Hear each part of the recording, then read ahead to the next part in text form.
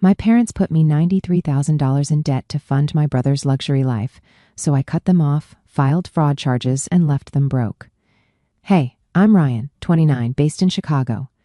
I've been working as a creative director at a tech company for a while now, and life is decent. Not perfect, but decent. My job pays well, I live in a killer apartment downtown, and I've got a solid group of friends. The family side of things, not so great.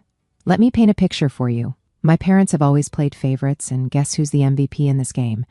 My younger brother, Jason. He's 25, still living at home, and has somehow managed to avoid real work his entire life. He's the guy who spends hours gaming and posting on TikTok while I've been grinding for everything I have.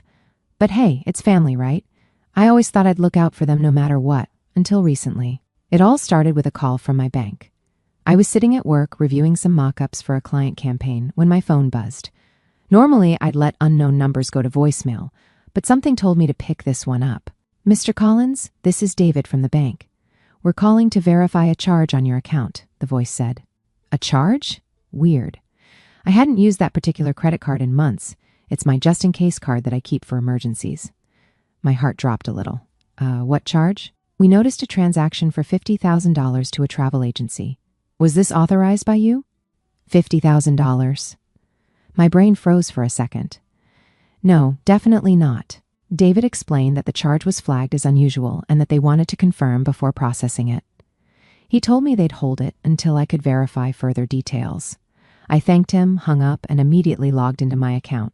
And there it was, a $50,000 pending charge for what appeared to be a luxury Mediterranean cruise.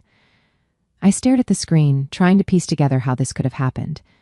Did my card get hacked? Did I accidentally share my info somewhere?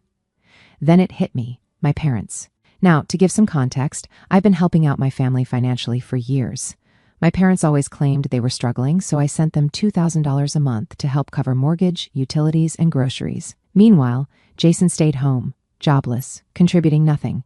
But funding a luxury cruise? That was a new low. I called my mom immediately. Hey, Mom, weird question, I said, trying to keep my voice calm.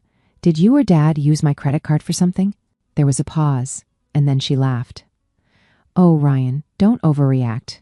We thought you wouldn't mind. Mind? I hadn't even told her what I was calling about yet. What do you mean, don't overreact? Did you charge a cruise to my card? Well, yes, she said, as casually as if I'd asked her if she picked up milk at the store. It's for Jason's birthday. He's been so stressed lately, and we wanted to give him a little break. Jason, stressed? The guy who plays Call of Duty for 10 hours straight? Mom, that's not a little break. That's 50 grand, I snapped. She sighed. Ryan, you're doing so well at work. We figured you wouldn't mind helping out your brother. It's family, after all. Helping out? Helping out is lending someone $20 for gas, not dropping $50,000 on a vacation I didn't even know about. You didn't even ask me, I said. Do you realize how illegal this is? You can't just take my credit card and use it like it's Monopoly money. Oh, don't be so dramatic, she said, brushing me off. It's just money. You'll make it back in no time. Besides, Jason was so excited. He even said he'd bring you a souvenir. I was floored. A souvenir? As if a keychain from Santorini would make up for this blatant theft. I couldn't even respond at first. My mom was talking about this like it was a normal, everyday thing, like she had a right to my money because I happened to make more than Jason. Mom, I finally said, my voice shaking with anger, this isn't okay. I'm reporting the charge. She scoffed. You wouldn't do that to your own family. Watch me. I hung up before she could say anything else. My hands were shaking as I dialed Jason's number. Hey, bro, what's up? Jason answered, his voice cheerful. What's up? Are you serious? I said. Explain why my credit card funded your Mediterranean cruise. Jason laughed. Oh, that? Yeah, Mom said it'd be fine. She said you wouldn't mind since you're loaded. Loaded? I work my ass off to afford my life. It's not like I have wads of cash lying around for you to blow. Jason, this isn't fine. It's theft. You stole $50,000 from me. Stole? Bro, relax. We're family. It's not a big deal. You'll be fine. Not a big deal. I was practically shouting now. You spent my money without permission. That's a huge deal. Jason laughed again, like this was all one big joke. You're so uptight, man. Maybe you need a vacation too. That was it. I hung up and immediately called my bank back. I told them the charge wasn't authorized and filed a fraud claim. David, the banker, assured me they'd investigate and freeze the account in the meantime. When I hung up, I felt a mix of anger and disbelief. My own family had used me, and they didn't even care. The next day, Mom called me, furious. "Ryan, how could you report the charge?" I said maybe he'll learn something about consequences. "You're being selfish," she yelled. Mom tried to argue, but I wasn't listening anymore. I hung up, knowing full well this wasn't the end of it. I thought the $50,000 cruise was bad. Let's just say it wasn't just a cruise. Buckle up, because this is where things get ridiculous. The day after I filed the fraud claim, I got a call from the bank again. David said something that almost made me laugh, not out of humor, but out of pure disbelief. "Mr. Collins, while investigating the $50,000 charge, we noticed additional transactions on the same card. Did you also authorize $23,000 for private tours, $8,000 for luxury hotel upgrades, and another $12,000 for dining expenses?" "What? What?" I nearly shouted into the phone. David cleared his throat. "These charges were made over the past 3 weeks. Would you like to dispute these as well?" "Yes, dispute every single one of them," I said, my voice practically cracking from the effort of holding back my rage. By the time I hung up, I felt like I needed to punch a wall or scream into a void. My family hadn't just charged $50,000. No, they'd racked up $93,000 in total. That wasn't just audacity. That was an entirely new level of delusion. Did Jason think he was a movie star? I decided it was time to confront the family. No more beating around the bush. First up, Jason. I called him, and surprise, surprise, he didn't answer. So I sent a text, "Pick up the phone now." A few minutes later, he called back, his tone casual, like nothing was wrong. "Hey bro, what's up?" "What's up, Jason?" "The bank just told me you spent an extra $43,000 on tours and hotels. What the hell is wrong with you?" Jason sighed like I was inconveniencing him. "Ryan, why are you freaking out? It's not like I wasted it. I spent it wisely." "Wisely?" I barked. "You spent $93,000 on a vacation you couldn't afford. You're unemployed. How is that wise?" "Well, I couldn't just take a cruise and skip out on the experiences." "What's the point of going if you don't live it up?" Oh, I was done. Done with his excuses. Done with his entitlement. "Jason, do you even hear yourself? You stole from me. This isn't your money. It's mine." "Relax, Ryan. You'll get it back," he said, like this was no big deal. "You're damn right I'll get it back," I snapped. Next, I called my mom. She answered on the first ring, probably already bracing for the conversation. "Ryan, I know you're upset, but..." "Upset?" "Mom, upset doesn't even begin to cover it. You and Jason charged $93,000 to my card. $93,000. "Oh, stop exaggerating," she said, her voice dripping with condescension. "Jason just wanted to have a little fun. You're making this a bigger deal than it needs to be."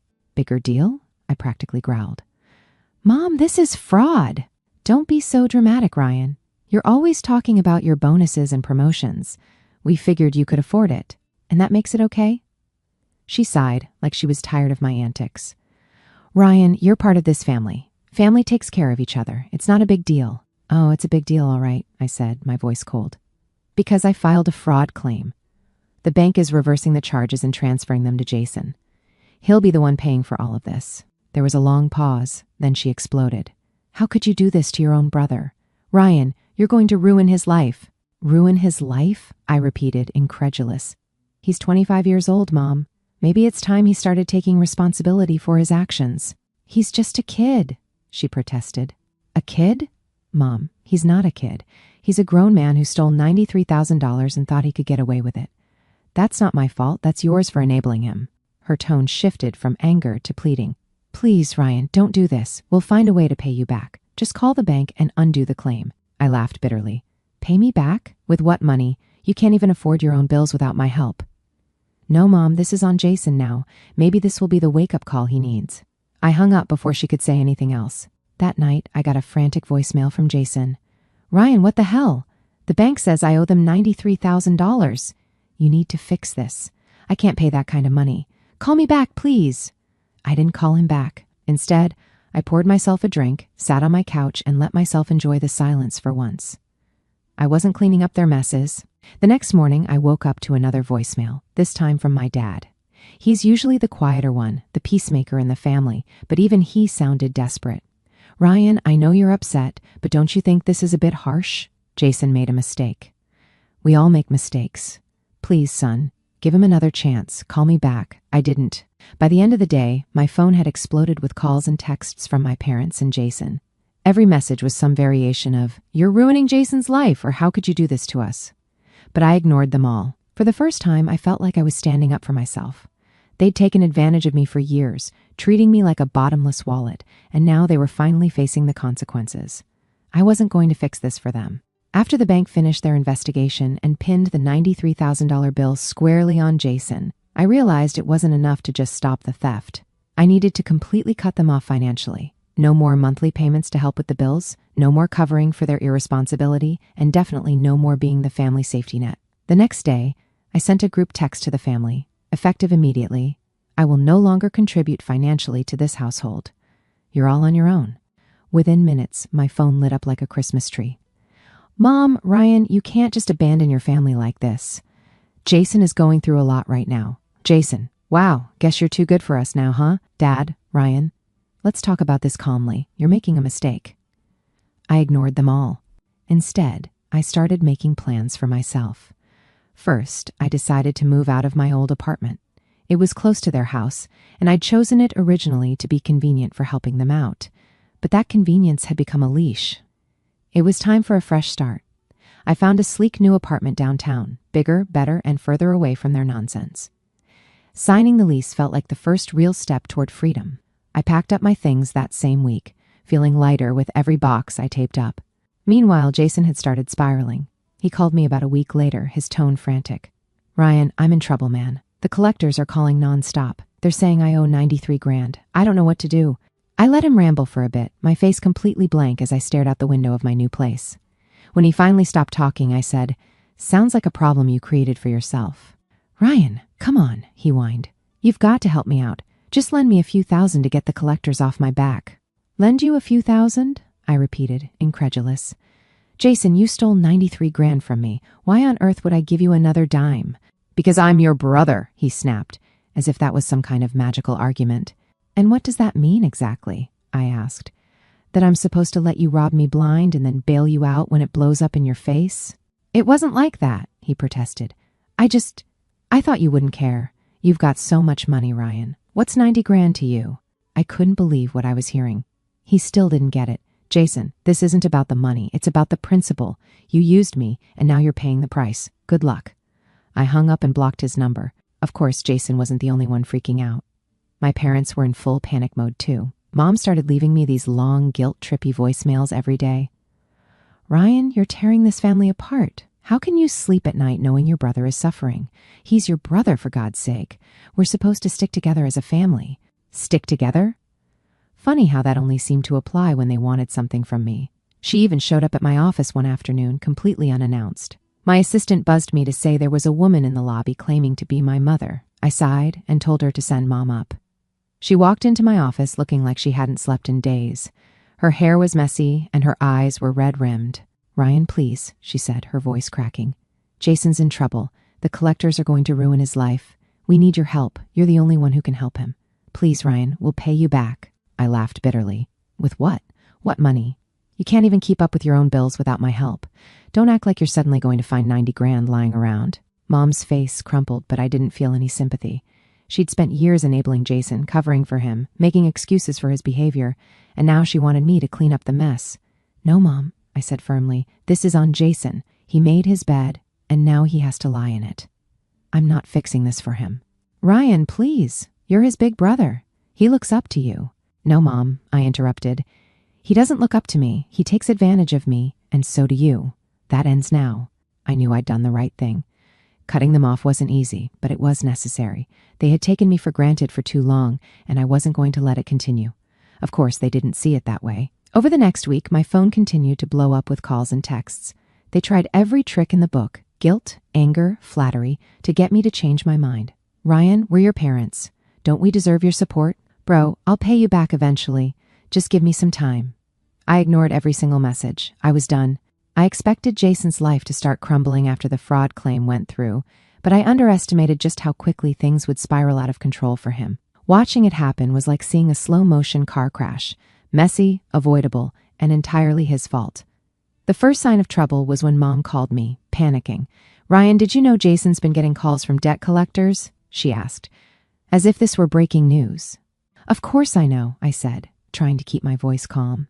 That's what happens when you rack up $93,000 you can't pay back. The collectors are doing their job. Ryan, you don't understand, Mom said, her tone almost pleading. They're calling nonstop, threatening legal action. He's terrified. I snorted. Terrified? Good. Maybe he'll finally learn something. Mom was silent for a moment, but I could feel her seething through the phone.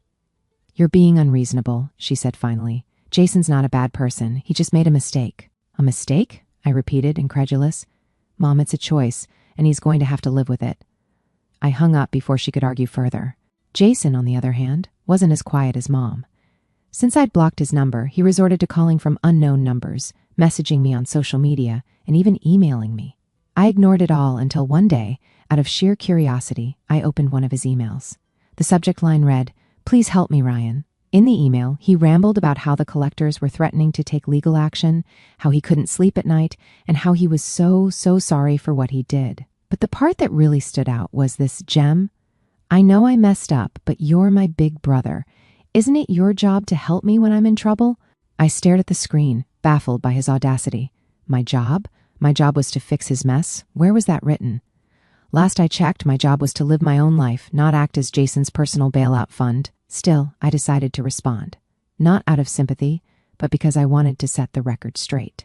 Jason, you're not in trouble because of me. You're in trouble because of your own choices. I didn't tell you to steal my card. I didn't tell you to spend 93 grand, and I'm definitely not going to pay for it now. Stop blaming other people for your mistakes. It's time to grow up. I hit send and blocked his email address. Around this time, Jason finally got a job. I heard about it from Mom, who called me in tears saying, "Jason's working at a diner. Can you believe that? My poor boy is flipping burgers just to survive." I said, unimpressed, "That's more than he's done in years.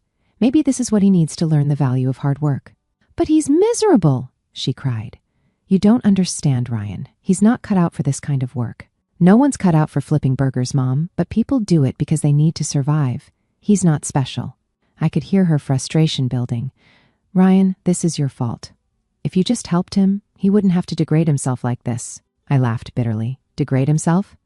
"Mom, you're acting like he's working in a coal mine. He's flipping burgers. Millions of people do it every day, and they don't cry about it. If Jason thinks this is beneath him, that's his problem." She hung up on me. I guess I wasn't saying what she wanted to hear. Jason didn't last long at the diner. 2 weeks later, Mom called me again, this time with even more drama in her voice. "Ryan, Jason quit his job.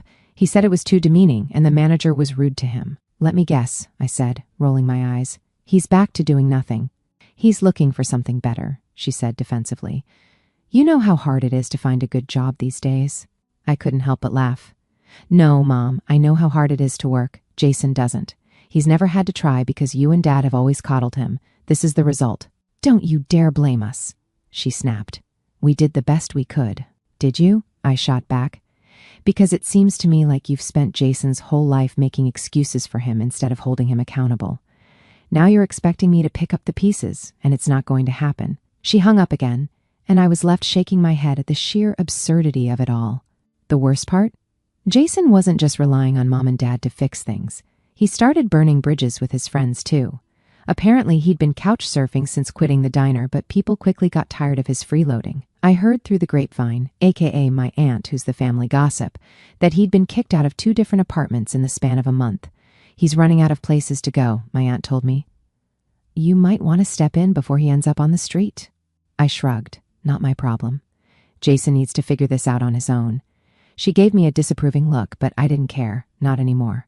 By the end of the month, Jason was screwed. No job, no couch to crash on, no one left to sponge off. Mom and Dad were barely holding it together themselves, and their calls to me became less about guilt-tripping and more about sheer desperation. "Ryan, we don't know what to do anymore," Dad said one night, his voice heavy with exhaustion. "Jason's lost. He needs help." "Then help him," I said simply. "We don't have the resources," he admitted. "That's not my fault," I replied. Dad sighed, and for once he didn't argue. I think he knew I was right.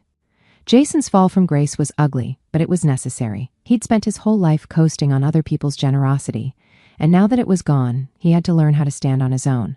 Whether he actually would or not, that remained to be seen.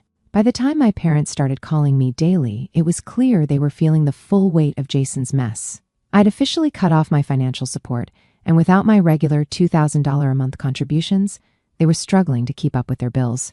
Between Jason's debt collectors hounding them and their mounting household expenses, It was only a matter of time before their house of cards collapsed.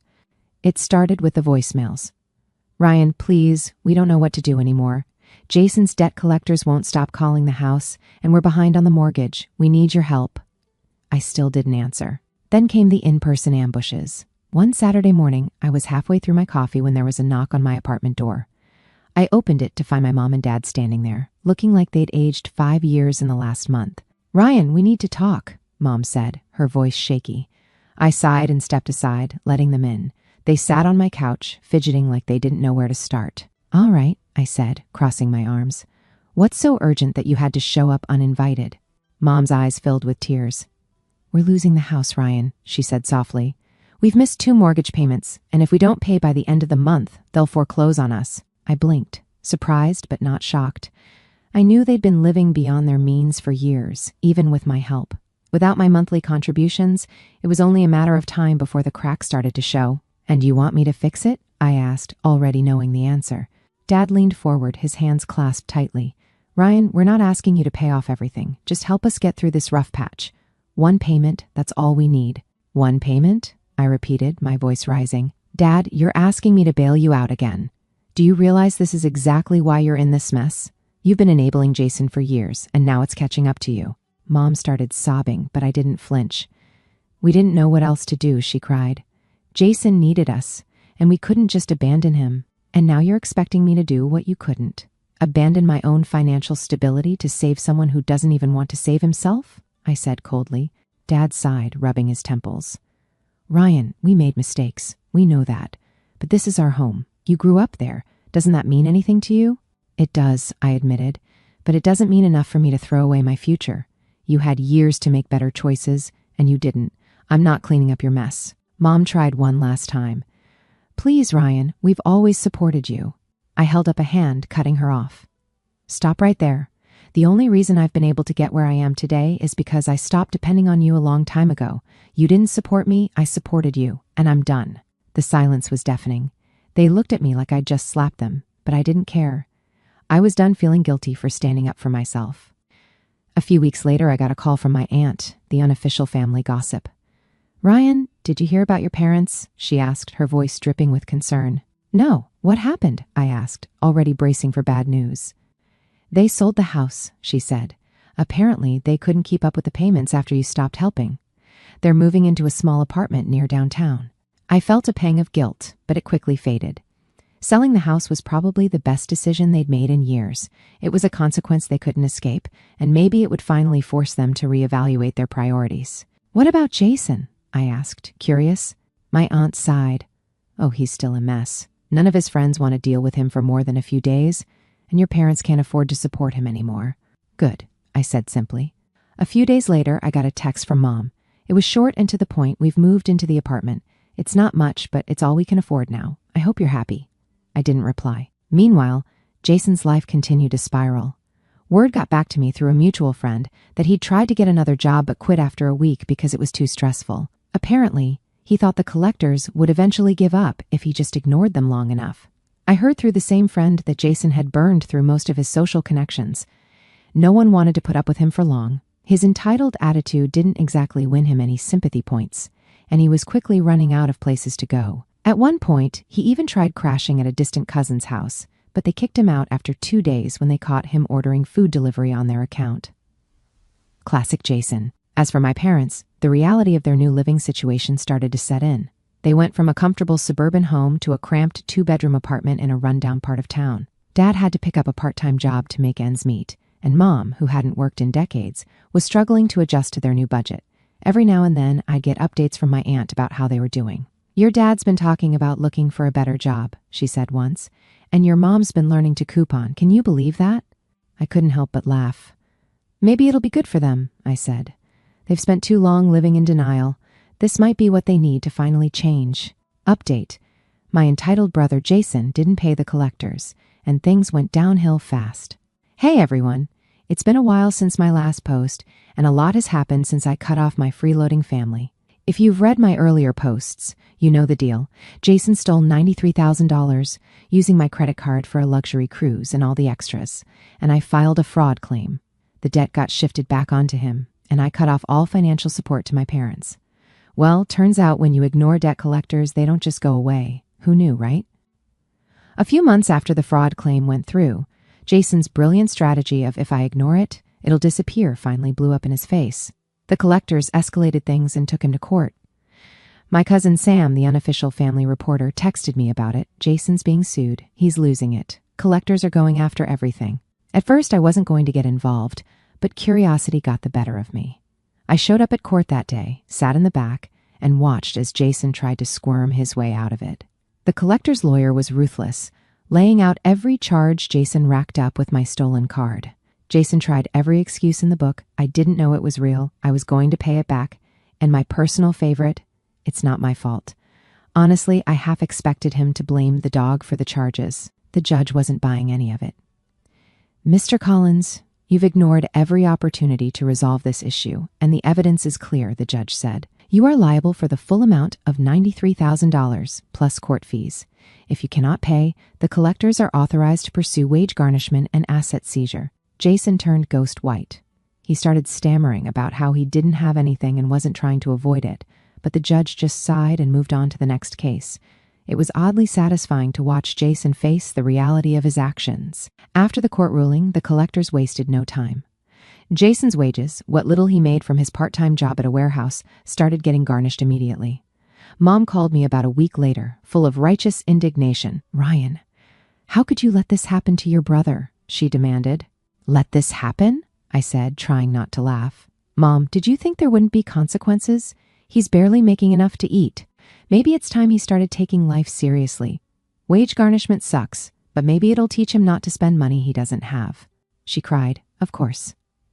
Mom loves to play the victim when things don't go her way, but I didn't budge. 2 weeks after the wage garnishment started, Jason's life spiraled even further. Sam called me again, barely able to contain her laughter. Guess what? She said. Jason's car just got repossessed. They towed it right out of his job's parking lot. I almost choked on my drink. Are you serious? Dead serious, she said. Apparently, he missed a few payments, and with the collectors going after him, the dealership wasn't taking any chances. He had to take the bus home. The mental image of Jason, who always acted like he was too good for public transportation, sitting on a crowded bus was priceless. Jason is still working at the warehouse, but between the wage garnishments and his lack of financial literacy, he's barely scraping by.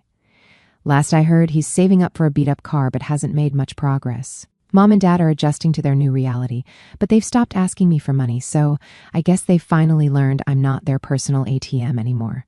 Sometimes people need to face the full weight of their consequences to grow. Jason might still be in denial, but my parents seem to be getting it, slowly but surely. Some people learn from books, others learn the hard way. Jason? He's still trying to figure out how to spell consequences, but hey, at least it's not my problem anymore. To anyone dealing with a family like mine, stand your ground. It's not your job to fix their messes, and you don't owe them your sanity. Set boundaries, stick to them, and don't let the guilt get to you.